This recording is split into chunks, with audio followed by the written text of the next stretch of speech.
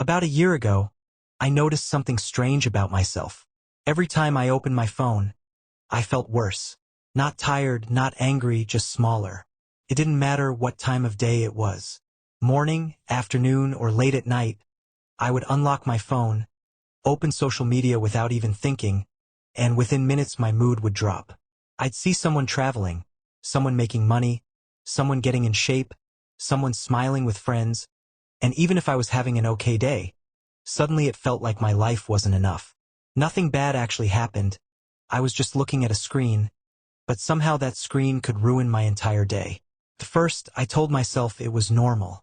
Everyone scrolls. Everyone compares. That's just life now. But then I started noticing how often I was doing it. In the elevator, while eating, before sleeping, right after waking up. Even during movies, I'd grab my phone during quiet scenes. It felt automatic, like breathing. And the scary part was I wasn't even enjoying it. I wasn't learning anything or relaxing. I was just scrolling for hours. One night I checked my screen time and it said 5 hours. 5 hours in one day. That's almost a part-time job. And I couldn't even remember what I watched. No memories, no value, just gone. Then I did the math. 5 hours a day is 35 hours a week. That's basically a full-time job watching other people live their lives while I wasn't living mine. That's when I realized maybe I didn't hate my life. Maybe I just spent all my time watching other people's. The more I thought about it, the clearer it became. I wasn't sad because I was behind. I felt behind because I was constantly comparing myself to people who only show their highlights.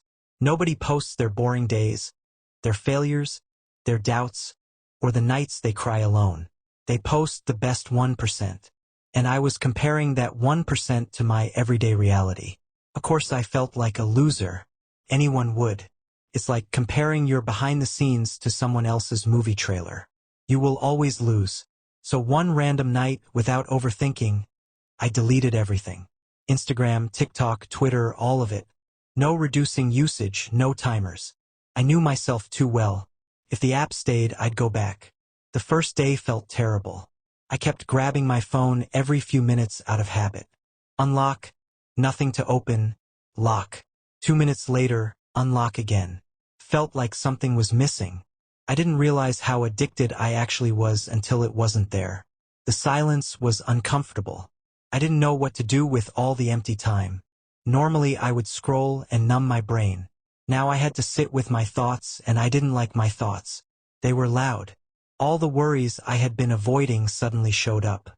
That's when I understood social media wasn't relaxing me. It was distracting me. It was hiding my life from me. The first week was the hardest. Everything felt slow and boring. I'd sit on my bed at night thinking, what do people even do without their phones? But slowly something strange started happening. I began noticing small things again. The sound of rain outside my window. The quiet in my room. How calm my head felt before sleep. I started going to bed earlier without forcing myself because nothing was keeping me awake. No endless feed, no just one more video. I'd lie down and sleep. For the first time in years, my brain felt quiet. During the day, I suddenly had time. So much time I didn't even know existed. I started reading a few pages out of boredom, then walking outside, then thinking about what I actually wanted from my life. Not what looked cool online. Not what other people were doing, but what I wanted. And that question was harder than I expected. Because when you stop copying everyone else, you realize you don't really know yourself. For years my goals weren't even mine. They were borrowed. I wanted things because they looked impressive, not because they made me happy. Without social media constantly telling me what success should look like, my head got clearer. I stopped feeling rushed. I stopped feeling late. Life felt slower, but in a good way, like I could finally breathe. And the craziest part was nothing external changed. Same apartment, same job, same city. But everything felt different because for the first time my mind wasn't crowded with thousands of other people's lives. It was just mine. Around day 20, I noticed something else. I wasn't reaching for my phone anymore. The habit disappeared. Instead of feeling empty, I felt present. When I drank coffee, I just drank coffee. When I walked, I just walked. When I talked to someone, I actually listened. No background noise, no constant comparison. Just real life. Simple, quiet, enough. That's when it hit me. Maybe happiness isn't adding more things. Maybe it's removing the noise. Most of the pressure I felt wasn't even real. It was artificial, created by an app, by strangers, by algorithms telling me I wasn't good enough yet. Once that voice disappeared, I felt okay. Not perfect, not super productive, just okay. And honestly, okay is underrated. So if you feel behind in life, constantly anxious and comparing yourself to everyone, maybe the problem isn't you. Maybe you're just consuming too much of everyone else.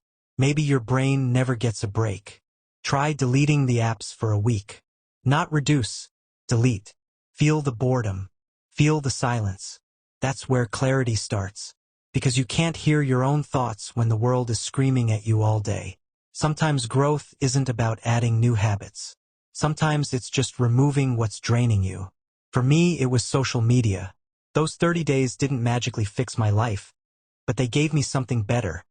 Control, focus, and peace. And honestly, that was more than enough.